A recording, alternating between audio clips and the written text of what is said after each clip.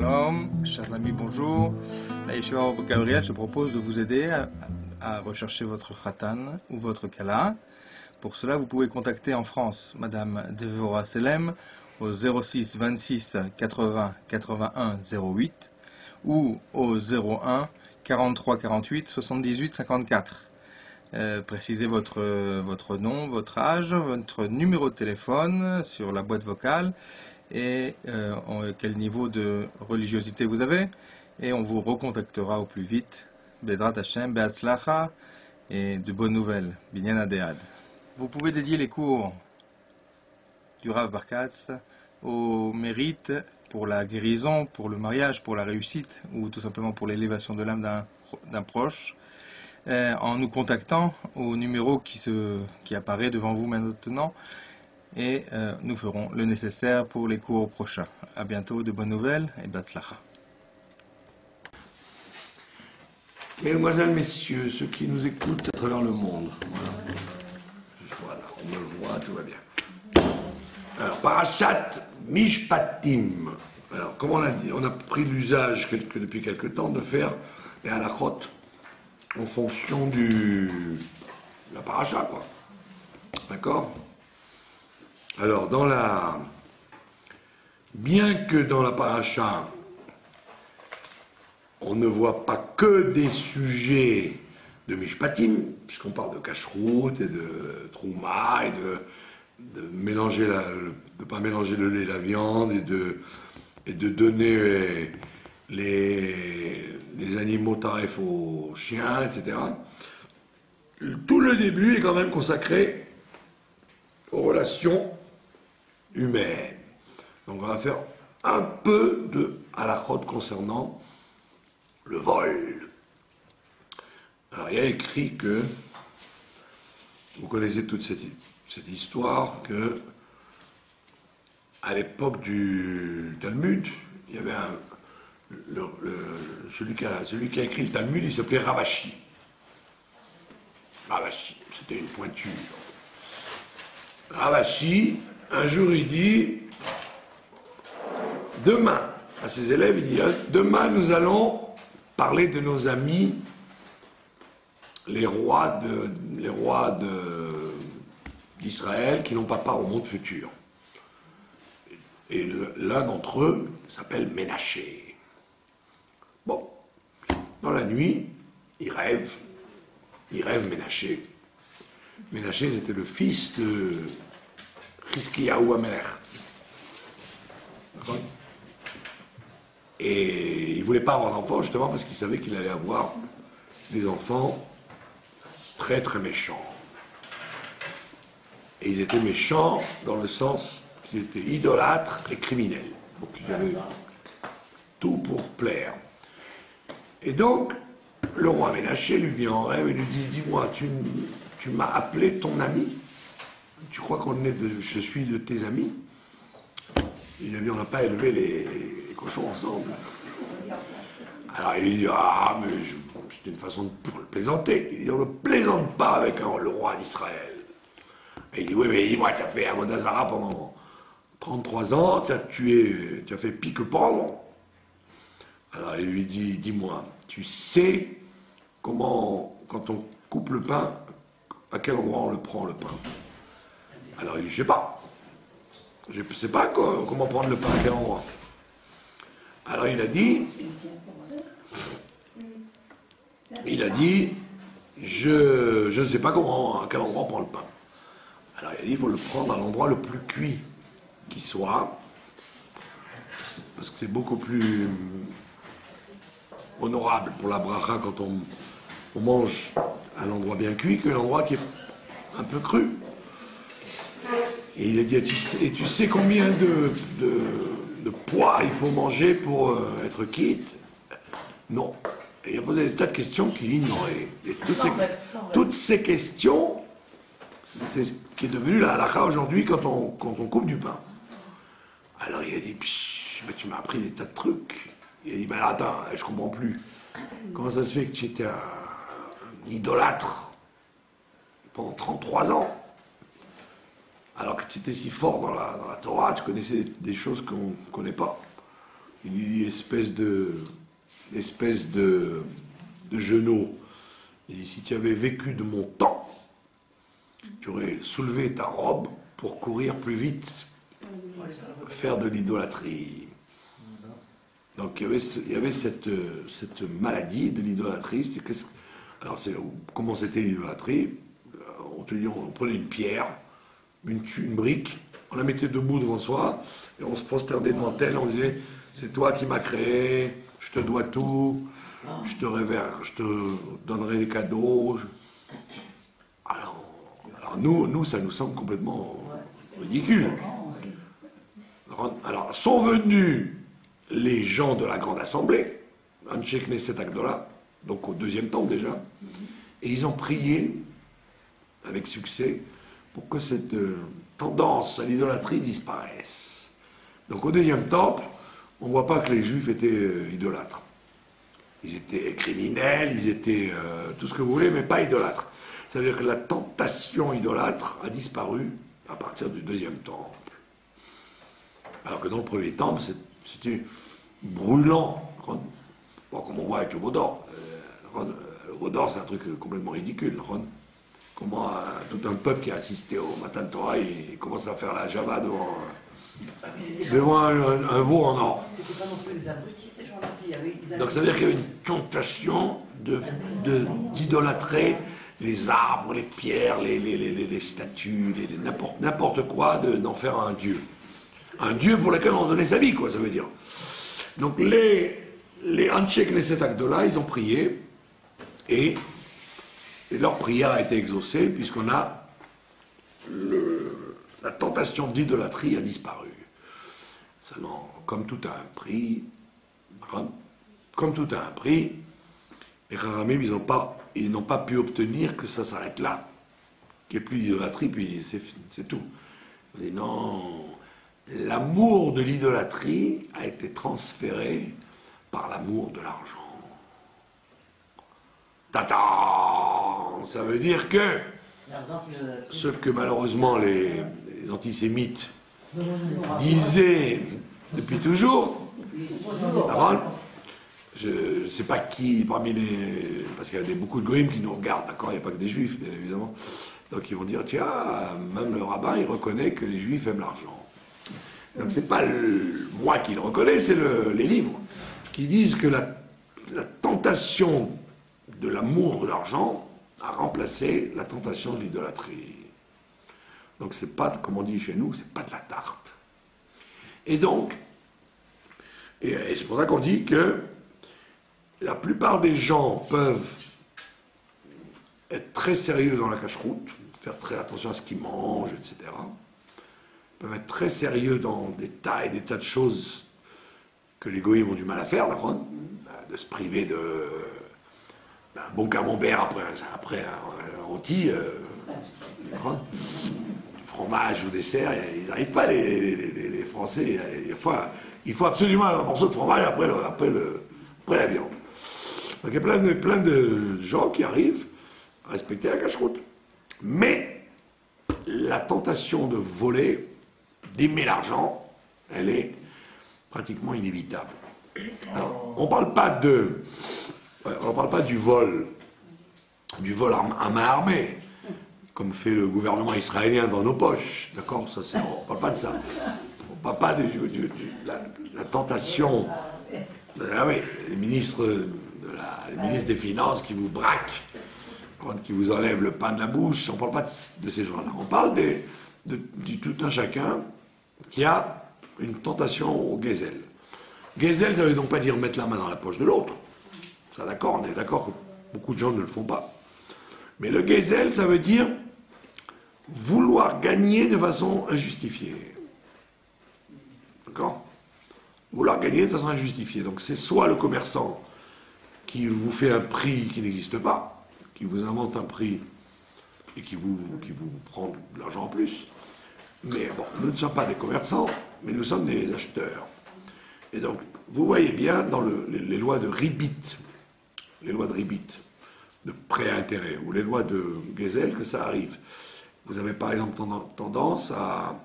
vous auriez une tendance, d'accord, à vous donne un exemple tout bête.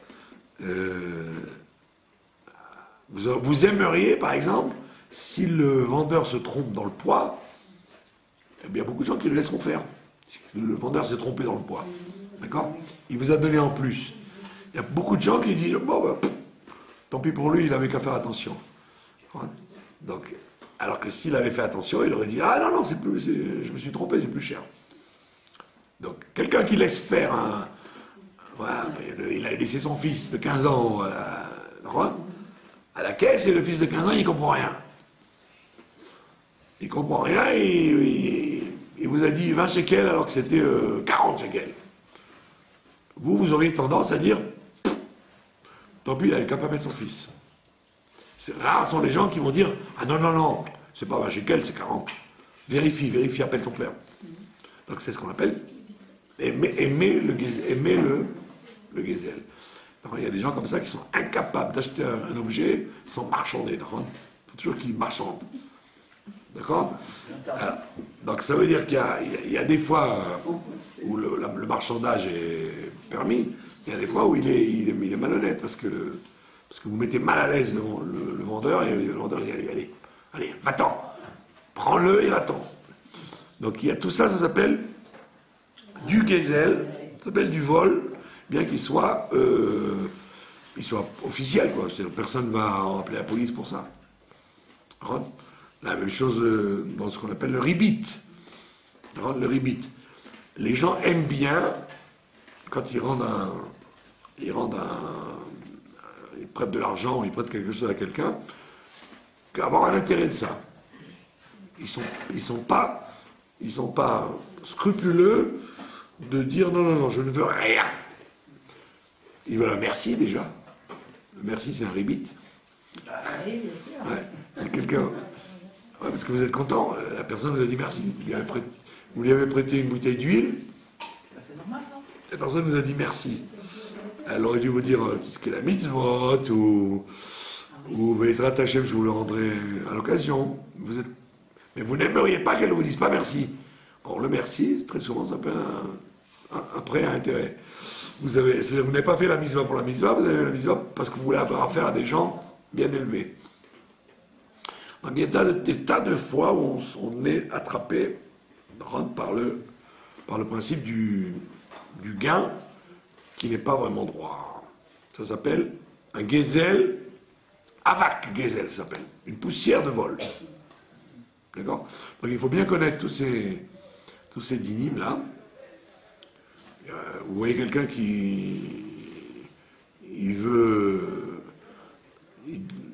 il doit vendre sa marchandise parce qu'il est mal, il a besoin.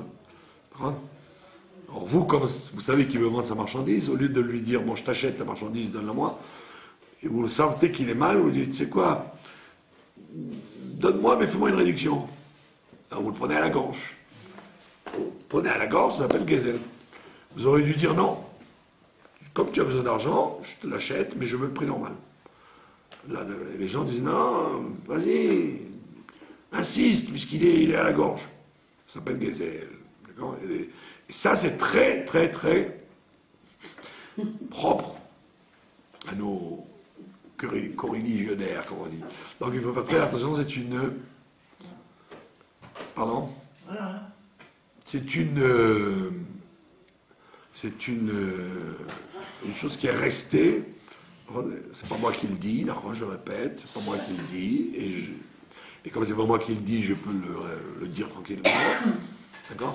Et c'est une mise en garde des Chachamim qui disent faites très attention parce que vous n'avez plus l'envie de faire Avodah Zarah, mais vous avez envie quand même d'aimer rouler le prochain. Ce sentiment de gagner, de pas avoir fait une bonne affaire, mais de gagner, c'est-à-dire de l'avoir eu, quoi. Et ça, c'est un truc qu'il faut arracher de soi, quoi. Il faut justement avoir le sentiment d'être un perdant plutôt que d'être un gagnant. Très dur, ça. Le sentiment d'être un perdant que d'être un gagnant. C'est une nature. D'accord? Non, c'est un vice qui est propre à tous les êtres humains. Donc il faut faire très attention là-dessus, il faut travailler là-dessus. Pas une nature. Il y a des gens qui sont... Et quand on leur dit 100 shekels, ils ne discutent pas, ils disent 100 shekels, 100 shekels, merci, total.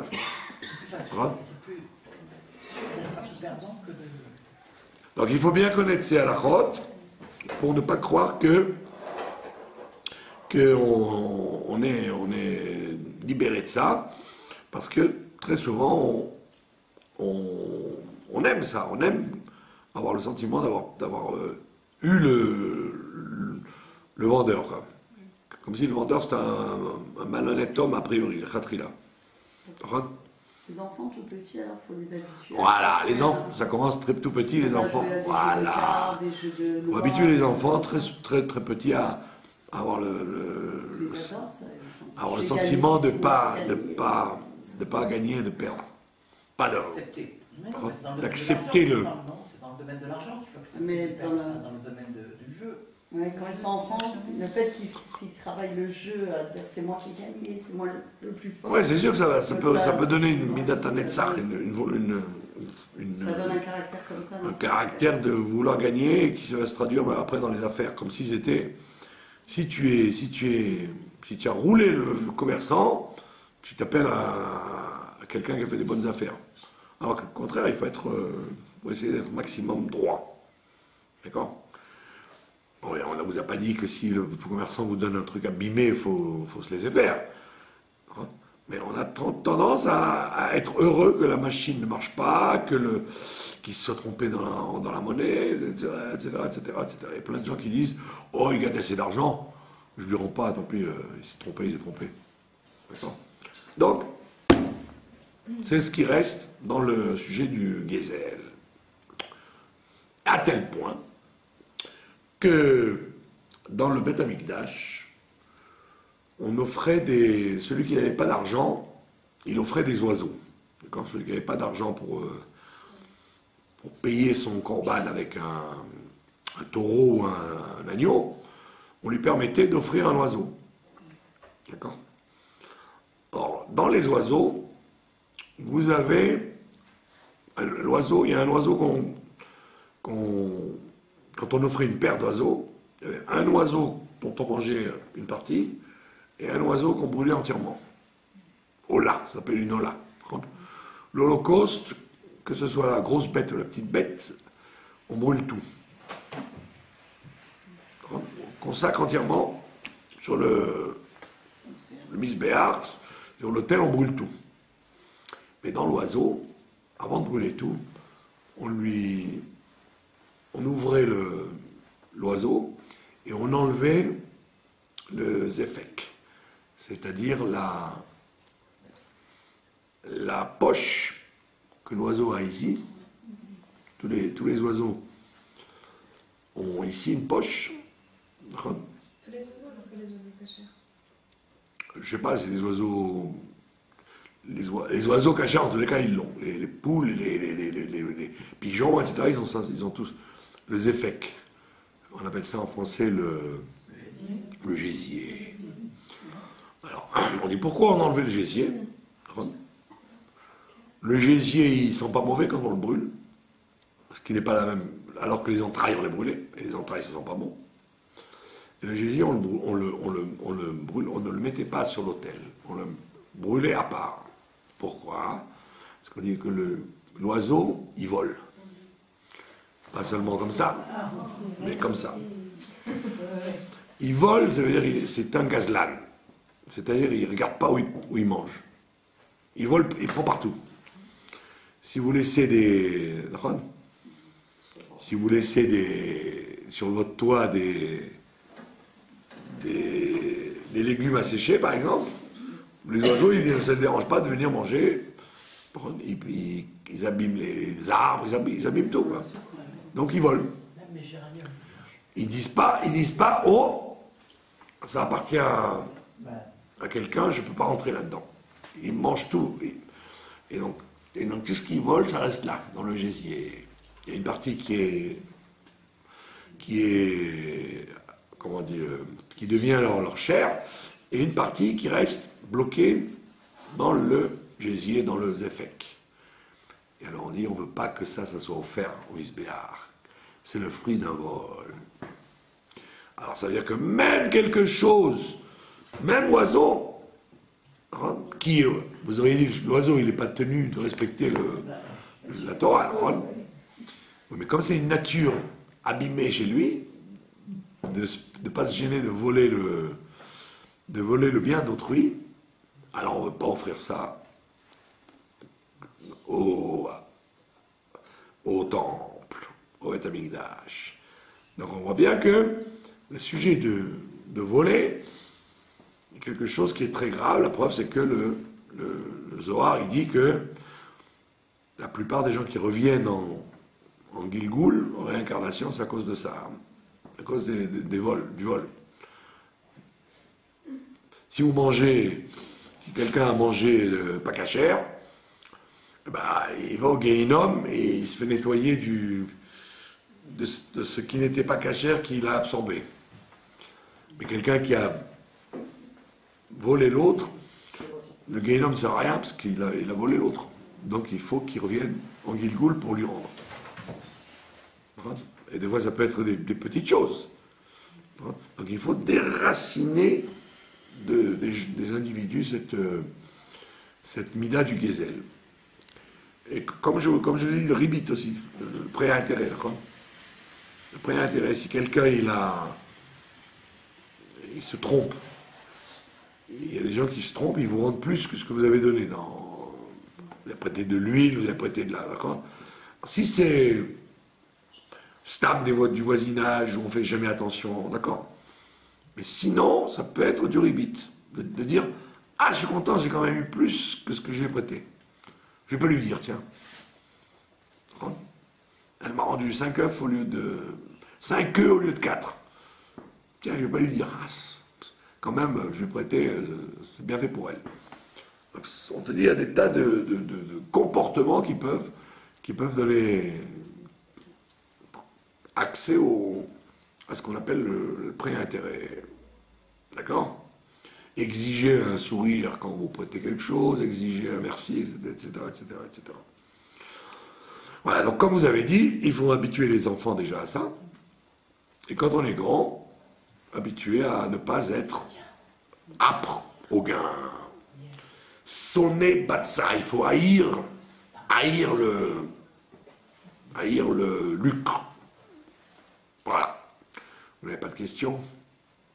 Et ça, c'est un aspect donc de la halakha qui est très souvent vu comme un accessoire. Quand vous dites au rabbanim, mais il faut parler de ça, ils vous disent, oui, mais il y a tellement de problèmes aujourd'hui, beaucoup plus grave qu'on néglige ça.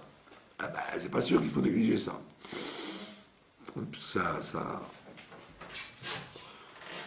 enracine dans la personne le principe du vol. D'accord ? Même une question toute bête. Vous avez préparé dans la cuisine des assiettes, et après quelqu'un qui arrive et il grappille une olive sans vous demander votre autorisation, ça s'appelle du Gezel.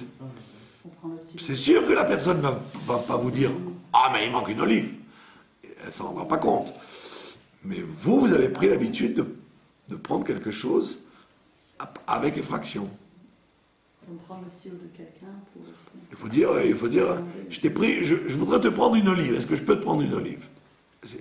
La personne, elle n'est pas obligée de dire oui.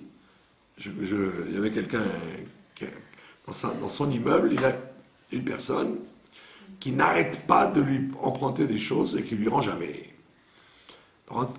Du sucre, du sel, et il rend pas. Si tu prêtes du sucre. Alors je lui dis, il m'a dit, j'ai peur qu'elle se fâche. Alors j'ai dit, vous l'acceptez, vous ? Il m'a dit non. J'ai dit voilà, donc il est voleur, et comme vous lui dites, comme vous n'acceptez pas, donc il est voleur.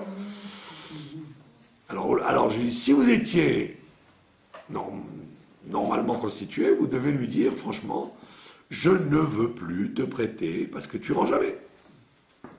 Une fois, d'accord, mais que ce soit toujours de jamais rendre, c'est honteux. Comme il disait mon boucher ce matin, c'est de la tamaout.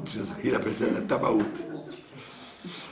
Alors, profitez de profiter de la situation. Quoi. Et quand le voisin il dit Un time-out. Alors je lui dis au monsieur, je lui dis, c'est un manque d'éducation. Vous devez l'éduquer à dire, à rendre. Et c'est simple, il faut lui dire, je vous prête de l'huile. Ouais, ou alors le coup qu'il fait, le monsieur, très vicieux, il dit, est-ce que vous avez une cuillère de café? Une cuillère de café. Alors vous, ça se fait pas de dire, non, j'ai pas une cuillère de café. Alors je lui dis, mais il faut lui dire, la cuillère de café, vous me la rendrez. Et l'huile, vous me la rendrez. Prenez l'habitude de rendre. Alors, pour couronner le tout, pour vous dire que si cette personne-là avait été éduquée, ça aurait changé. Le monsieur en question, il lui a dit, je dois construire, j'ai besoin de ton autorisation, je vais construire 1 mètre de plus dans mon appartement. Alors il a signé, qui donnait l'accord d'1 mètre. Le monsieur, qu'est-ce qu'il a fait? Il a mis 6 mètres. Ah, j'ai dit, vous voyez, si vous l'avez habitué à rendre et ne pas profiter comme ça, ben, il ne vous aurait pas roulé, parce que là, c'est carrément, c'est honteux. Construire de 6 mètres, il n'y a plus de lumière, plus rien, quoi. Et lui, il se laisse faire. Donc ça veut dire qu'il faut éduquer les gens. Il m'a dit, j'ai peur de me fâcher avec lui. Mais je lui dis, au contraire, c'est une bracha. Si vous vous fâchez avec lui, vous allez vous demandera plus rien. Non, mais s'il ne lui pardonne pas de ne pas rendre, il ne lui rend pas service quand c'est ce que je dis, il le rend gazlan, puisque comme il ne lui pardonne pas qu'il ne rende pas, il fait de lui un voleur. S'il était en disant, bon, allez, je m'en fiche complètement, bon, d'accord, mais là, il ne s'en fiche pas, ça le ronge.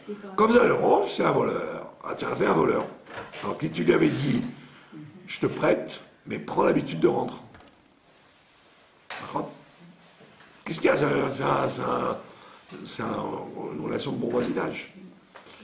La dernière fois, j'ai rendu justement 2 bouteilles d'eau. J'ai racheté exactement la même marque que je ne rachetais pas. Je l'ai ramené. Il m'a dit, je touillarde, je veux pas. Très bien. Vous êtes sûr, c'est à la fin, il fait. Bravo. Il fait, non, c'est bon. Si la personne a dit non. Si c'est une fois, d'accord, mais si c'est sans arrêt, voilà.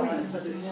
Assurez-vous qu'il vaut mieux que quelqu'un vous dise non et qu'après vous dira oui, parce qu'il dira bon, ça va, il ne faut pas prendre une habitude. C'est tout. Donc ça s'appelle Gezel. Donc il faut apprendre aux gens à ne pas devenir des voleurs, même sur des petites choses. Comme on l'a dit, le déluge a eu lieu parce que les gens volaient moins qu'une prouta. Ils volaient une chose qui n'était pas condamnable. Voilà. Ça c'est la halakha. Maintenant, à présent, mes chers enfants, nous allons parler de la paracha elle-même. La paracha de Mishpatim. Alors, dans la paracha de Mishpatim, il y a quelque chose de curieux, c'est que la paracha commence par une mitzvah qui n'avait pas sa place dans le désert quand ils sont sortis d'Égypte. La première mitzvah dont on parle, c'est quand tu vas acquérir un esclave juif, il travaillera 6 ans et après tu le libéreras. Naturellement, ils sortent d'Égypte, ils ont tous des fortunes qu'ils ont pris aux Égyptiens, soit dans les maisons, soit au bord de la mer, puisque les Égyptiens, ils ont fait comme les Noirs en Amérique, vous voyez. Ils sont dans leur char, il y avait tous leurs trésors. Peut-être qu'ils avaient peur que leurs femmes leur prennent ou que les voisins. Donc ils ont emmené pour poursuivre les Béné Israël, ils avaient des chars bourrés d'or et de diamants, etc. Comme les Noirs américains, vous voyez, ils ont tout dans la voiture, ils ont la chaîne IFI, les peaux de panthère, ils ont toute la maison dans la voiture. Et donc, ce qu'ils ont ramassé au bord de la mer était plus considérable que ce qu'ils avaient ramassé dans les maisons d'Égypte. Donc ils étaient tous immensément riches. Donc, pour quelle raison quelqu'un va se retrouver à devenir esclave? Un esclave, c'est quelqu'un qui avait volé et qui ne pouvait pas rendre. Et donc il fallait qu'il travaille pour rendre. Ou quelqu'un qui n'avait rien et qui se vend. Au lieu de voler, il se vend. D'accord? Alors comment ça marche? Vous aviez le grand Beddin. Donc il y avait des riches, des gens de maison, comme ça, qui postulaient pour, en fait, faire du shikoum, pour réhabiliter les voleurs. Donc c'est des gens très bien, des nobles de la société qui étaient très riches, et qui disaient, voilà, moi je suis prêt à m'engager à ce qu'il y ait un voleur qui vienne chez moi. Alors, c'était tout le contraire de ce que fait la société occidentale aujourd'hui. En Occident, à la Ron, quand quelqu'un vole, ben, il va en prison. Mais il ne rembourse pas. Très souvent, il ne rembourse pas. Comment il peut rembourser? On vérifie pas où est-ce qu'il a mis les millions qu'il a planqués. On lui dit, ben, vous allez faire de la prison. Alors il fait de la prison tranquillement, puis quand il sort de prison, ben, il va utiliser l'argent qu'il a volé. Donc c'est-à-dire, celui qui a volé, celui qui a été volé, ben, il ne retrouve pas son argent. Il n'y a que quand c'est l'État que là, ils vont se débrouiller pour récupérer. Mais quand c'est pas l'État, les gens ne récupèrent pas leur argent, et le bonhomme, il ne donne pas son argent, il va en prison, c'est tout. Alors il fait 1 an, 2 ans, 10 ans, et une fois qu'il a fini, il va tranquillement profiter de son argent volé. Donc, soi-disant les sociétés modernes, c'est complètement injuste. Alors qu'à l'époque du premier temple, il y avait le évêque d'Ivry. Évêque d'Ivry, donc le riche, enfin le propriétaire dit, je veux réhabiliter un voleur, donc il vient chez lui donne l'argent volé au volé, il paye, donc l'autre a terminé, il a récupéré son argent. Et le monsieur, il travaille 6 ans, même si c'est pas également la valeur de ce qu'il a volé. Même pour rien, Pendant 6 ans, Pardon? même pour un petit truc, il a 6 ans, il travaille 6 ans. Au maximum 6 ans. Non, il a volé un kilo de pommes au marché. Eh ben, il va travailler un jour, le temps de... La ouais. valeur de ce qu'il a... Oui, voilà, il n'y a pas besoin de tout un cipour, là. Quand c'est comme ça, on le laisse travailler un jour pour qu'il rembourse le truc. On parle d'un vrai voleur. S'il a besoin de travailler 6 ans, c'est que c'est une grosse somme. Il est un petit voleur, il n'y a pas de prison, ça veut dire. Il n'y a pas de prison. On l'envoie travailler, après, avec l'argent, on le rembourse. D'accord? Maintenant, donc, on peut poser la question, qu'est-ce que ça vient faire? Qu'est-ce que ça vient faire au début? Il a écrit Ve'ele Amishpatim. D'accord? Ve'ele Amishpatim. Voici les lois. Alors on dit quand il y a écrit Ve'ele, c'est la suite de ce qu'il y avait avant.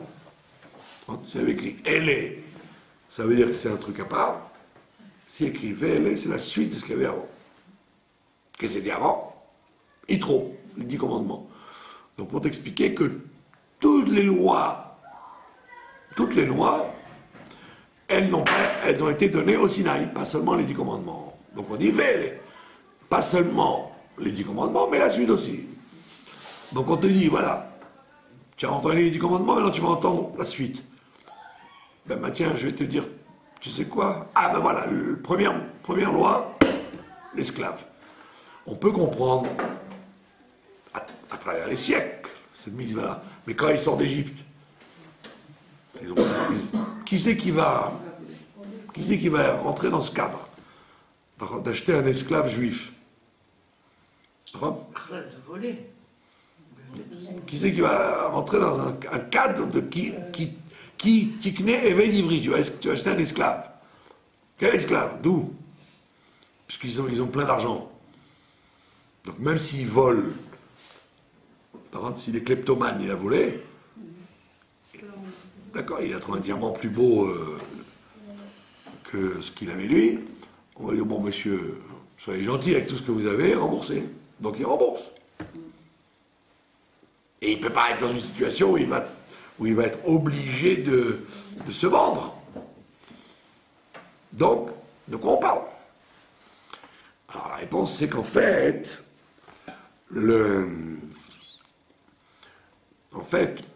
d'après la suite, on va comprendre comment les relations humaines elles sont basées pour empêcher qu'il y ait vol et dommages et dégâts, etc. Juste après, on vous dit, donc il travaille 6 ans maximum, on vous dit, s'il vient célibataire, il repartira célibataire. Très bien. Im begapo yavo, begapo yetse. Il est arrivé célibataire, il repart célibataire. Très bien, j'ai compris. Maintenant, s'il est marié, on te dit s'il est marié, d'accord? S'il est marié, la femme et les enfants repartiront avec lui. De là, tu apprends que s'ils repartent avec lui, c'est que quand tu prends un esclave, tu es obligé de prendre sa femme et ses enfants avec. À ta charge. Et qu'est-ce qu'on nous dit après? On nous dit s'il est marié, justement, le maître peut lui donner une cananéenne, une femme cananéenne. Il est marié? S'il est marié. S'il n'est pas marié, on a dit, il arrive seul, il repart tout seul. S'il est marié avec des enfants ou sans enfants, le machané, le maître peut lui donner une femme cananéenne pour lui faire des petits esclaves. Puisque ça marche d'après le gène le plus fort. D'accord? Donc, homme libre qui se marie avec esclave, ça donne esclave.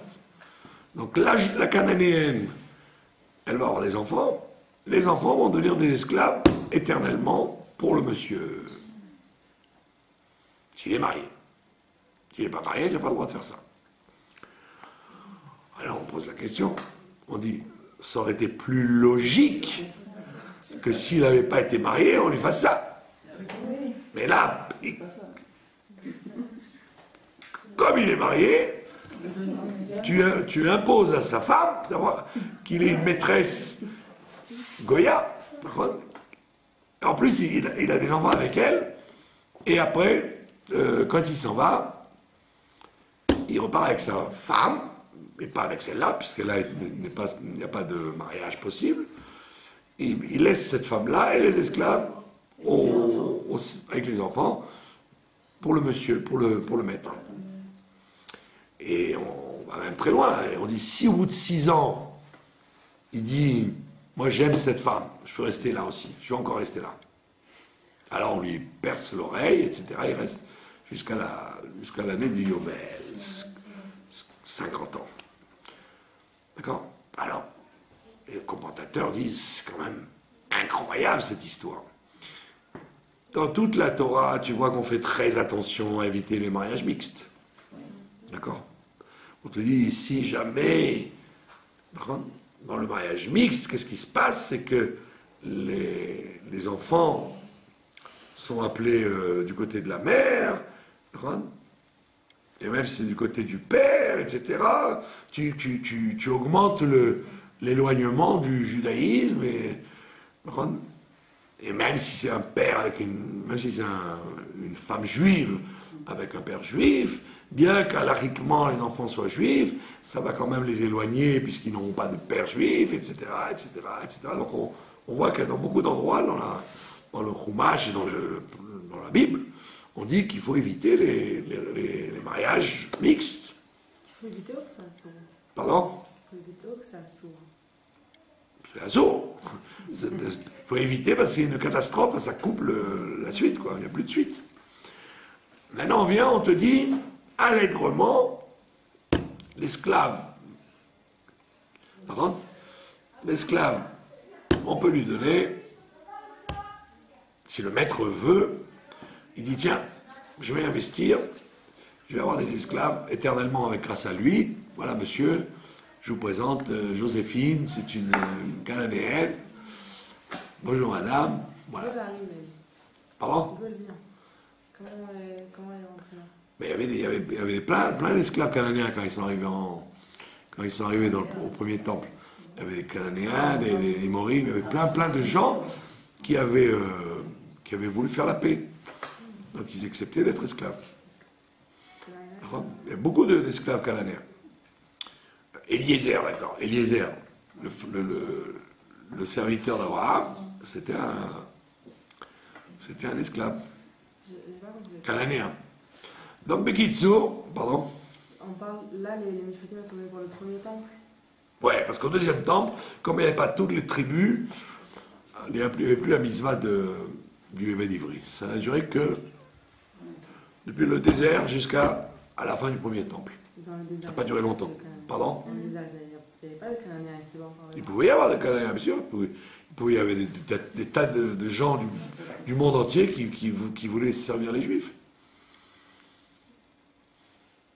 Il n'y a pas si longtemps, d'accord, dans les pays arabes, ou au XVIIe siècle en Pologne, les goïms, ils étaient esclaves des Juifs. En Pologne.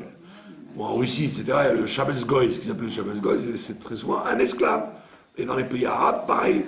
Au Maroc, en Irak, etc., il y avait des gens qui voulaient être esclaves des gens. Soit des goïms, soit des juifs. Ils voulaient être esclaves. Carrément, ils étaient prêts à... Ils étaient bien. Ils les aimaient, ils pleuraient. D'accord, il y avait un statut d'esclave. Aujourd'hui, si vous parlez comme ça, on vous dit... allez habiter maintenant à Tel Aviv, au sud de Tel Aviv. Non, les gens, ils se planquent, ils s'enferment chez eux parce qu'ils sont envahis par les Soudanais, les Érythréens, etc. Maintenant, ils manifestent maintenant. Bon. Grâce à la gauche qui a toujours voulu défendre les droits des gens de couleur. Sauf les Noirs de Meacharim. Ceux-là, ils les aiment pas. Mais les Noirs, ils les aiment. Mais Kitsour, drôle de mitzvah que cet esclave juif. Et alors la réponse, et c'est ça l'intérêt de l'histoire, c'est que le monsieur qui va au tribunal et qui dit je veux prendre ce monsieur qui a volé ou qui n'a pas d'argent, je le prends, je veux le remonter. Comme il y avait la mitzvah de la petite fille aussi. La Hama Ivria que le père donnait en famille, il y avait une mitzvah comme ça, de la Hama Ivria, de la petite servante. C'est quoi la Hama Ivria? Qui va se marier avec le fils du propriétaire, etc. C'est aussi une réhabilitation des familles miséreuses. Tu prends une Cendrillon, au lieu qu'elle tourne mal, qu'elle soit maltraitée par des tas de gens dans le monde, il y avait des grandes familles qui prenaient la fille ils commençaient à l'habiller, à en faire une princesse, et après, il adoptait. Après, elle devenait la femme soit du maître, soit du fils du maître. À Maïvri, hein.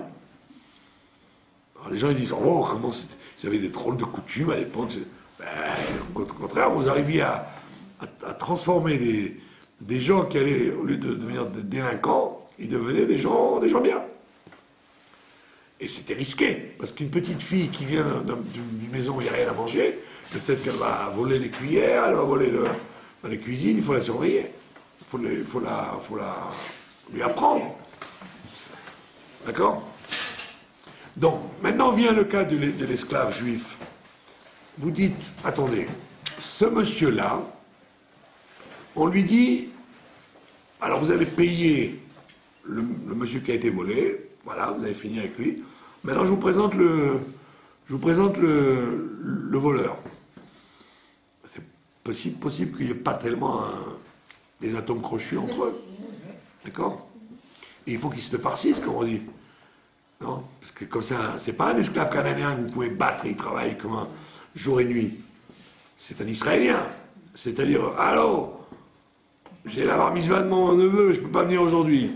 Allô, j'ai mal aux pieds, je peux pas venir. Allô, vous connaissez l'histoire du gars qui était à l'armée, alors il demandait tout le temps une permission. Alors, l'officier, qui n'était pas un idiot, il marquait la cause. Alors il téléphone, allô, je peux pas venir, j'ai l'enterrement de ma grand-mère. Alors, un jour, il lui dit, dis-moi, combien tu as de grand-mère? maximum, tu ne peux en avoir que 2. Bon, depuis le temps, j'ai la liste, c'est toujours... D'accord, alors la même chose. L'esclave, le Évêque d'Ivry, comme il fait les mitzvot, alors, il dit, j'ai mon Shabbat à préparer, tu m'excuses, je suis obligé de partir plus tôt. Il dit, moi, attends, mais j'ai payé, moi, pour que tu sois là. Bah oui, mais j'ai le dernier bus, je pars à midi. Alors, viens samedi soir. Ah non, il fait nuit et tout, il fait froid. Donc, vous imaginez ce que ça veut dire avoir un esclave, un évêque d'Ivry. L'évêque d'Ivry, c'est pas un esclave cananéen que vous pouvez bastonner, qui est obligé de travailler et qui n'a pas de mitzvot à faire. Et vous pouvez laisser le magasin ouvert à Kippour, il est là-bas. L'esclave, c'est un esclave. Ivry, hébreu. Mais en plus, il vous dit, mais je ne suis pas tout seul. Hein. Ah bon, vous n'êtes pas tout seul? Ma femme. Ah bon, votre femme? Et mes enfants. Alors il vient, la femme et les enfants, avec la morve et tout. Touche pas à la chaise. Oui, évitez de toucher le canapé, il est tout neuf. Joseph, évitez de toucher de mettre les pieds sur le lit. Oui. Lui, c'est un voleur, c'est un gars qui a volé ou qui n'a pas d'argent. Donc il doit avoir un niveau culturel très... Donc le bonhomme, le riche, il s'engage, c'est pas évident pour lui. Psychologiquement, il fait une une bonne action. Mais en plus de ça, on lui coltine la femme et les enfants. Je suis pas tout seul. Vous avez compris? Donc, la Torah vient lui dire, écoute, comme tu donnes vraiment, tu fais vraiment des gros efforts, eh ben, on va te permettre qu'il se marie avec une cananéenne pour te faire des petits serviteurs. Ça veut dire que la Torah, c'est très bien qu'on n'a rien, on n'a pas rien. Non, on n'a rien sans rien. Ça n'existe pas de faire des mitzvot aux gens, de les prendre pour des pigeons et de rien leur donner. On sait très bien que le monsieur, il a beau être gentil, il a beau être gentleman, fair play, tout ce que tu veux, il a besoin d'un pitsouille, comment on dit en français? Une compensation. Absolument. Le monsieur a besoin d'une compensation, sinon il ne le ferait pas. Et donc c'est ça le grand Moussar Askel, c'est la grande leçon de l'histoire. Tu lui dis, oh c'est choquant, il lui donne un esclave. Il faut toujours voir l'autre côté du problème. Pour quelle raison quelqu'un, il va dire, oui non, j'ai aucun problème. C'est pas un goy, c'est pas comme les gauchistes qui sont prêts à aider tous les goïms du monde, avec le couteau entre les dents, pourvu que ce ne soient pas des juifs. Là, c'est un juif qui va aider un juif, donc le Yitzhara va lui dire, ah putain, qui se débrouille. Pardon? Pourvu que ce ne soit pas chez eux. Non, pourvu que ce ne soit pas des juifs. Ils sont prêts à se battre pour toutes les causes, tant que ce ne sont pas des causes de leur identité. Donc, le juif en question, il dit, je suis quand même un brave type. Je prends un gars qui est un voleur, ou un paumé, et je m'engage à le remettre sur pied pendant 6 ans, qu'il ressorte bien. Mais moi, j'ai besoin d'avoir une compensation là-dessus. Alors c'est pour ça que la Torah, elle a vu que si le gars, tu lui dis, bah, après tout, il investit dans des petits esclaves à l'éternité, il va dire, j'accepte, c'est rentable. Et c'est donc pour ça que la Torah a commencé par cette mitzvah-là. Pour te dire que dans toute société, si tu n'as pas la compensation de recevoir quelque chose contre quelque chose, tu ne peux pas demander à l'être humain d'être le Shem Shamaï, de faire les choses sans rien avoir en échange. Dans les mitzvot entre l'homme et Dieu, tu peux faire ça. Parce que Dieu, il te dit, fais les mitzvot, je te donnerai la pluie, je t'aiderai. Mais entre les mitzvot de l'homme à l'homme, pour quelle raison j'aurais envie de surveiller mon taureau, de faire attention à ne pas voler, Pourquoi j'aurais besoin de faire tout ça? J'en sais rien, moi, s'il y a un bon futur, etc., pour savoir si j'ai des comptes à rendre. Ça ne m'intéresse pas. Alors si tu lui dis, tu sais, quand tu fais une mitzvah, entre l'homme et l'homme, tu as une compensation matérielle de ce que tu fais, l'homme, il est plus sûr qu'il fasse la chose. Tu viens de parler tout à l'heure. C'est pour ça que la première des Mishpatim, on a commencé par un truc qui était complètement improbable dans le désert. Pour te dire tout de suite, une mitzvah qu'on va te faire faire, on veut te donner tout de suite l'intérêt que tu as de la faire. Pourquoi Dafka l'exemple du prêt à intérêt? Le prêt à intérêt, tu prêtes et tu n'as rien en échange, même pas un merci, tu as le droit. Alors, pourtant, c'est bien. Non, tu n'as pas de droit au merci parce que tu sais que tu vas avoir des récompenses dans les mitzvot. Ben Adam Lachavero, tu as des récompenses matérielles qui ne sont pas obligées d'être dites. Là, on te le dit clair pour que tu le fasses, pour te dire, voilà, tous les mishpatim, ils marchent comme ça.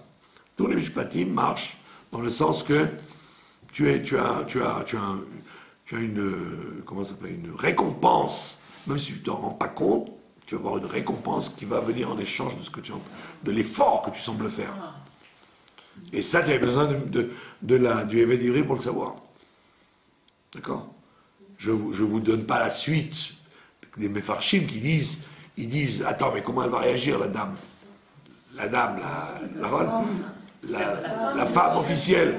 Comment elle va réagir quand elle va voir la Joséphine? D'accord? Alors, il y a des Mefarshim, bon, c'est pas un cours de femme qu'on doit dire ça, mais je vous le dis quand même, qui disent, mais en vérité, pourquoi ce monsieur a été obligé de voler, ou pourquoi il n'a plus de pognon, c'est parce qu'il a été trop obligé, sa femme exigeait trop de lui. Il ne peut y avoir d'autre raison que celle-là. Qu'en fait, il achetait trop de bijoux à sa femme et elle exigeait trop de choses. Alors on lui dit, elle dit, non, moi je suis coincé, j'ai fait des chèques, j'ai fait la carte Visa, parce que ma femme, elle l'exigeait. Et j'ai eu peur des histoires dont je l'ai fait. Et voilà, maintenant j'ai plus pour payer. On dit, ok, pas de problème. Quand tu vas être esclave, elle va déguster ce que ça veut dire une rivale. Les Mefarshim, ils disent qu'en fait, c'est une mida qu'elle de mida par rapport à la... En tous les cas, c'est parce que la femme, elle n'a pas su l'empêcher de voler. Voilà, c'est ça. Toujours. Elle l'a laissé faire. Mais vous voyez que quand vous lisez la chose, c'est tout ce qui se passe dans les sociétés. Les sociétés ne regardent pas l'autre côté, ils ne regardent qu'un côté. Quand vous lisez ça, vous dites « Oh, c'est dégoûtant !» on lui met une Goya avec lui pour faire des enfants, c'est honteux. Mais attends, mais t'as pas vérifié l'autre côté. Pour quelle raison, lui, il va accepter de prendre un esclave chez lui? Moi, je n'en ai rien à faire, moi. S'il a volé, qu'il se débrouille, pourquoi moi je vais le prendre? Mais il travaille pour lui. Donc ça veut dire qu'il y a automatiquement... Pardon? Il travaille pour lui, donc il a une compensation. Non, mais la femme et les enfants, quelqu'un à l'intérieur, il a à les garder, à les prendre. On lui dit, tu es obligé de nourrir la femme et les enfants pendant 6 ans. Mais il a dit, moi, c'est lui dont j'ai besoin. La femme et les enfants, j'en ai rien à faire, je suis obligé de leur donner à manger, les habiller, etc. Mais c'est une catastrophe. Alors on dit, non, tu as une compensation. Donc c'est exactement ce qui se passe dans toutes les sociétés. Et c'est pour ça, en Israël, pourquoi l'État est toujours à la recherche du citoyen pour l'égorger? Parce que le citoyen étant toujours sollicité, c'est le seul pays occidental, Israël, on ne vous parle pas de vos droits, on vous parle que de vos devoirs. Vous voyez toujours ce discours. C'est à toi de donner à la Médina, tu dois donner à la Médina. Mais si vous parliez comme ça en Angleterre ou en France, ils auraient fusillé le président. Un président qui parlerait comme ça aujourd'hui. Vous devez à l'État. Mais dans tous les pays du monde, on vous dit, vous avez des droits, vous avez des droits, vous avez des droits. Il n'y a qu'en Israël qu'on vous dit, non, tu dois donner tes enfants pour la guerre, ton argent pour l'État, tes arbres pour le KKN. Allez, donne ta chemise. Et qu'est-ce que vous, l'État d'Israël, vous donnez aux citoyens? Rien. Rien. comme on dit en français, l'heure de la gare. D'accord? Donc après l'État s'étonne que les citoyens aient envie de rouler, de travailler au noir ou de ne pas déclarer. C'est normal. Tu n'as pas compris qu'il faut être deux pour danser le tango. Il faut être deux. Si tu veux que le citoyen ait envie de te donner, il faut que toi-même, tu penses que pour que quelqu'un ait envie de donner, il faut aussi que je lui donne. Mais si je lui donne rien, il n'a pas envie de donner. Et ça, c'est Mishpatim.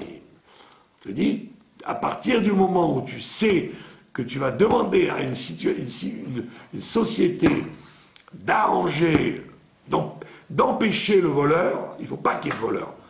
Pour qu'il n'y ait plus de voleurs, il faut qu'il y ait des gens bien qui s'en occupent, au lieu de le mettre en tôle où il apprendra à être un plus grand voleur. D'accord? Alors, au lieu qu'il y ait des prisons, il y a la bonne personne qui accepte de prendre un voleur à la maison. C'est pas évident, donc c'est pour ça qu'on te dit, pour que ce soit plus facile, on te donne une compensation énorme, que tu vas avoir des ouvriers. Comme lui, tu l'as supporté 6 ans, tu en as d'autres qui vont être pour toi. Quel était le statut des esclaves cananéens Ils étaient corvéables à merci. Des bons esclaves comme les esclaves comme dans la case de l'oncle Tom. À la seule différence, c'est que si on leur cassait la dent ou un membre, ou l'œil, ou un membre, on leur abîmait un membre, à cause des coups qu'on leur avait donnés, ils étaient libérés automatiquement. Ah oui, quand même, c'est-à-dire qu'on faisait attention à pas trop... Oui, tu avais le droit de le frapper, comme dit la chassidoute, parce que c'est le seul langage qu'ils comprennent. L'esclave cananéen, c'est celui qui ne sert que si elle a la menace des coups. C'est le neshamot très basse.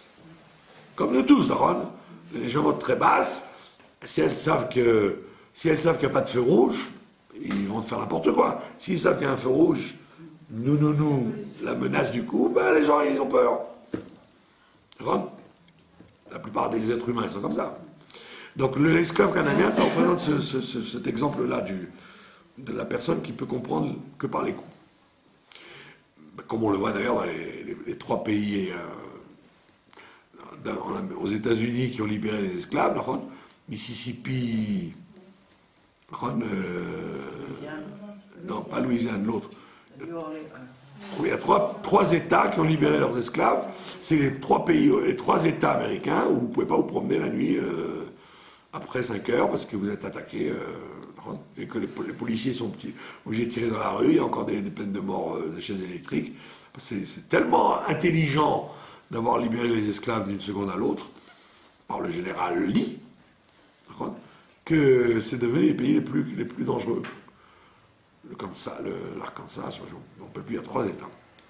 Mais Kitsour, ça veut dire qu'il y a des mentalités humaines qui s'appellent des esclaves, et quand vous considérez que ce sont des gens libres, vous vous exposez à ce que ce soit vous qui vous planquiez. Comme c'est en Afrique du Sud aujourd'hui, etc. Les gens se cachent. Se cachent. Donc, à l'époque, l'esclave canadien, on pouvait faire ce qu'on voulait avec lui. Sauf lui abîmer un membre, sinon il était libéré. Et c'est ce qui s'est passé avec, le Midrash nous dit, que c'est ce qui s'est passé avec Eliezer. Que Abraham, quand il a envoyé Eliezer pour représenter Yitzhak, avec tous les biens, pour que Rivka et Bethuel et Lavan ils acceptent, il dit, le Midrash nous dit qu'il lui a cassé une dent. Il a cassé une dent à Eliezer, et donc il est devenu un homme libre, et donc il pouvait avoir le plein pouvoir avec Bethuel. Sinon Bethuel lui aurait dit, mais les actes d'un esclave n'ont aucune valeur. Donc le papier que tu as, ça n'a aucune valeur. Donc que tu dises oui, peut-être ça n'a aucune valeur, donc on veut avoir affaire à un homme libre. Et il a dit, je suis un homme libre. Et il a montré qu'il était un homme libre. Ça veut dire, bon, je ne sais pas si ce Midrash est accepté par tout le monde, mais toujours est-il que il y avait quand même du respect de l'esclave. On n'a pas le droit de tuer, on n'a pas le droit de... On pouvait le mater, pas plus que ça. Et en général, il faisait son travail correctement. Puisque jusqu'à la fin du deuxième temple, il y avait encore des gens qui se considéraient comme des esclaves chaldéens. Tellement ils aimaient l'atmosphère. Donc voilà pourquoi rappelez-vous qu'en fait la mitzvah de Eved Ivri, on l'a présentée comme la première, pour donc vous expliquer que toute mitzvah qui est entre l'homme et l'homme, elle a besoin d'une compensation, sinon l'homme n'a pas envie de la faire. C'est très difficile de ne pas se venger, rendre financièrement, pas se venger financièrement. Si quelqu'un vous a fait du mal financièrement, c'est dur de ne pas lui rendre la monnaie de sa pièce. Alors que si on vous dit, quand tu ne te vengeras pas, quand tu seras gentil, comme on vous dit, si votre ennemi, là, l'âne qui est en train de tomber, aide-le pour travailler ton yetzer. Je n'ai pas envie. Je n'ai pas envie de travailler mon yetzer, j'ai envie de le laisser crever cet âne. Il dit non, parce que rappelle-toi, il y a une compensation. Tu vas voir toutes les brachot que tu vas avoir, parce que tu as aidé l'âne. Ah bon, bah d'accord. Alors tu vas dire, ah, c'est pas bien, c'est pas le Shem Shamaim. On ne peut pas demander de faire les choses de Shem Shamaim. Si tu demandes à faire les choses de Shem Shamaim, tu ne les auras pas. On ne les fera pas bien. Comme dit quelqu'un que je connais très bien, si les rabbinim ne gagnaient pas beaucoup d'argent dans la cache-route, ben, il n'y aurait pas de cache-route. Que j'en ai à faire d'aller à manger caché aux gens dans les usines, dans le froid, dans le chaud. Là, tu leur dis 1 euro par bouteille de vin, ça vaut le coup de donner du cachet aux gens. Donc quand quelqu'un n'est pas le Shem Shamaim, quand quelqu'un a un intérêt palpable, vous êtes plus tranquille. Et la société tourne mieux. Et la société tourne mieux. Tout le monde est content. Voilà, je vous remercie de votre attention.